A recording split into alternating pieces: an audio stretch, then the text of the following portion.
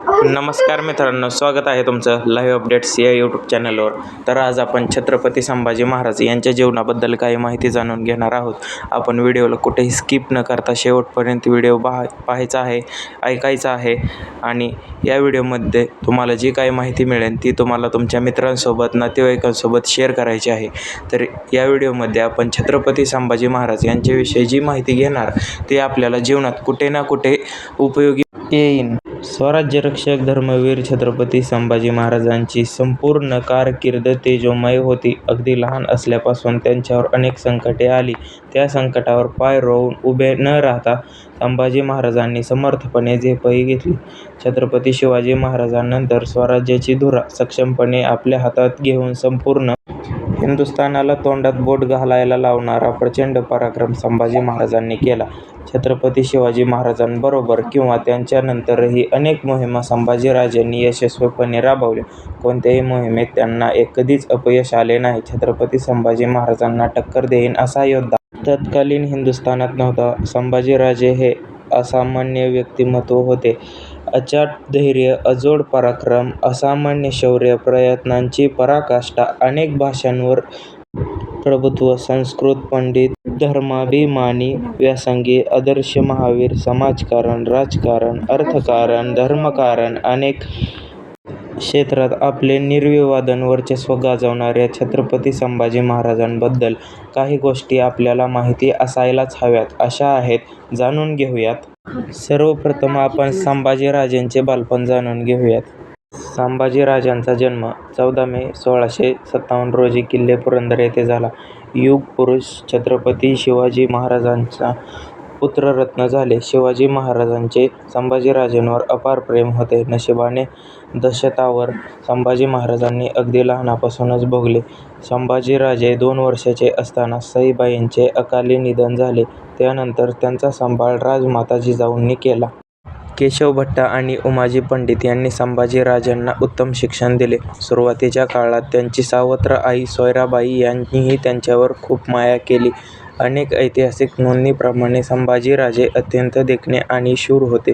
लहान असल्यापासूनच संभाजी महाराजांनी राजकारणातील डावपेच, गनिमी कावा अगदी भराभर आत्मसात केला. आता आपण जाणून घेऊयात त्यांनी 9व्या वर्षी आग्रा मोहीम केली. छत्रपती शिवाजी महाराज आग्रा मोहिमेवर गेले असताना त्यांनी संभाजीराजांनाही सोबत घेतले होते. त्यावेळी संभाजीराजे अवघ्या 9 वर्षाचे होते. छत्रपती शिवाजी महाराजांच्या अनेक गोष्टी त्यांनी जवळून पाहिल्या होत्या.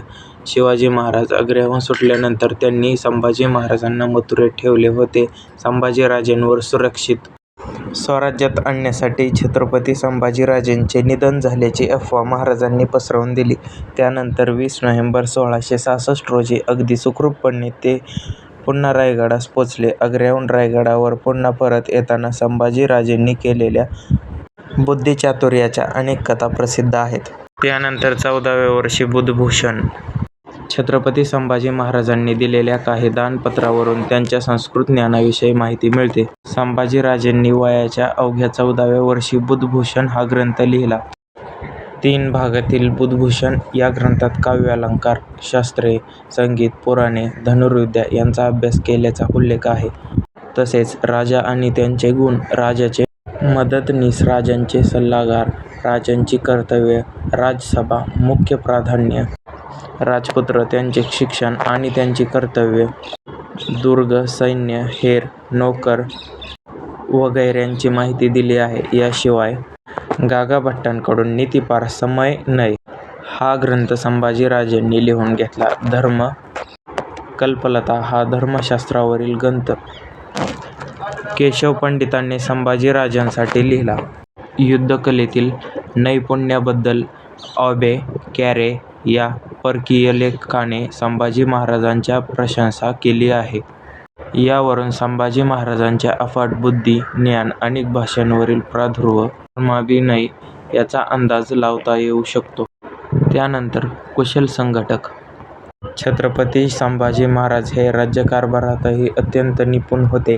ते कुशल संघटक होते. छत्रपती शिवाजी महाराजांप्रमाणे पुढे छत्रपती झाल्यावर संभाजी महाराजांनीही अष्टप्रधान मंडळाची नियुक्ती केली होती. यामध्ये पंतप्रधान म्हणून निळोपंत पिंगळे, चिटणीस म्हणून बाळाजी आवाजी, सेनापती म्हणून हंबीरराव मोहिते, न्यायाधीश म्हणून प्रल्हाद निराजीपंत, सुमंत म्हणून जनार्दन पंत पंडितराव, दानाध्यक्ष म्हणून मोरेश्वर पंडितराव पंत, सचिव म्हणून आबाजी सेनदेव पंत म्हणून दत्ताजी पंत, आत्मात म्हणून अण्णाजी दत्तो यांची नियुक्ती करण्यात आली होती. श्री शंभो शिवराज्यत मुद्रायो धीर राजोत्से यंद कसेवनी लेखा वतते कासेनुपरी अशी छत्रपती झाल्यावर संभाजीराजेंची मुद्रा होती. त्यानंतर अजिंक्य संभाजीराजे छत्रपती संभाजी महाराज यांनी आपल्या पराक्रमाच्या जोरावर अल्प काळात मराठा समाजाचा विस्तार केला आणि बचाव केला.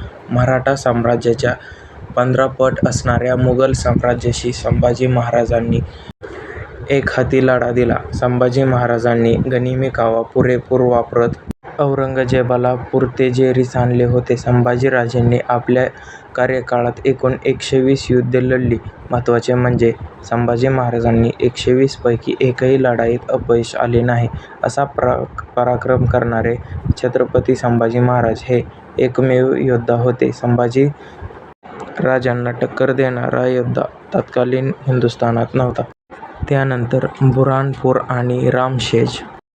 छत्रपती शिवरायांनंतर शंभूराजे छत्रपती झाले. संभाजी महाराजांनी सरसेनापती म्हणून हंबीरराव मोहिते यांची नियुक्ती केली. सरसैनिक हंबीरराव मोहिते यांनी अचानक ब्रह्मणपूरवर हल्ला केला. मोठ्या फौजाफाटास मराठी सैन्य 70 मौलाची मजल मारून एकाएकी बुऱ्हाणपुरावर चालून गेले. 3 दिवसापर्यंत मराठे लूट करत होते. जर्जावीर, सोने, नाणे, रत्ने, मौल्यवान सामान घेतले. इतर जिन्नसाकडे त्यांनी लक्षही दिले नाही. भांडी-कोंडी, काचेचे सामान, धान्य, मसाले, वापरलेली वस्त्रे अगदी सर्व लूट वाहून नेणे शक्य नसल्यामुळे तेथेच टाकून मराठ्यांचे सैन्य निघून गेले. संभाजी महाराजांच्या दरारामुळे पुढील काही महिने त्या वस्तूला हात लावायची कुणाची हिंमत झाली नाही, अशी आख्यायिका आहे. शहाबुद्दीन फेरोजजागने रामशेष किल्ल्यावर चाल करून गेला. हा किल्ला सहज हस्तगत करता येईल अशी मोगलांचा समज होता. मात्र संभाजी महाराजांनी या किल्ल्यावर सरळ पोचण्यासाठी तुकडी तैनात केली. मराठ्यांनी कडवी झुंज देत हा किल्ला 5 वर्षे झुंजवत ठेवला होता. त्यानंतर उदार धार्मिक लोकनीती. छत्रपती शिवाजी महाराजांचे धार्मिक धोरण संभाजीराजेंनी पुढे चालू ठेवले.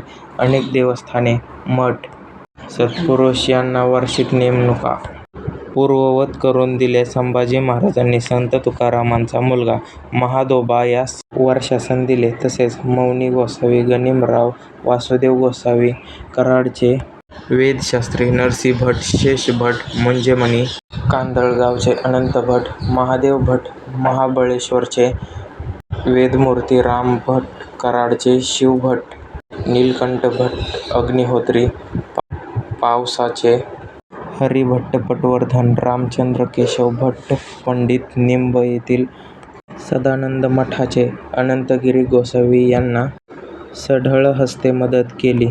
त्यांच्या व्यवस्था लावल्या. संभाजीराजेंनी चिंचवड, मोरगाव, सज्जनगड, चाफळ, शिंगणवाडी, महाबळेश्वर इत्यादी देवस्थानांचे व्यवस्थापन योग्य पद्धतीने चालवले. यासाठी पूर्वीची वृत्ती, इनामे व सदन पूर्ववत केल्या. एकूण धार्मिक कारभाराकडे ते जातीने लक्ष घालत असत, ते तत्कालीन पत्रव्यवहारातून दिसते. तर मित्रांनो, तुम्हाला संभाजीराजेंबद्दल काही इतिहास समजलाच असेल, कारण आपण पूर्ण इतिहास एका व्हिडिओमध्ये नाही पाहू शकत. त्यांना 1 तास जरी व्हिडिओ बनवला आपण तरी कमी पडेल. व्हिडिओ खूप मोठा होत होता, त्यामुळे आपण आज येथे स्टॉप करतोय, कारण पुढच्या व्हिडिओमध्ये याच्यानंतर जे पुढं काय असेल ते तुम्हाला समजेल. आणि हो, तुम्ही जर आपल्या चॅनलवरती जर नवीन असाल तर चॅनलला नक्की सबस्क्राईब करून घ्या, कारण ऐतिहासिक असे भरपूर व्हिडिओ मी चॅनलवर सोडणार आहे. तुम्ही जर चॅनलला सबस्क्राईब केलं तर सर्वप्रथम ते व्हिडिओ तुमच्यापर्यंत पोहोचले जातील.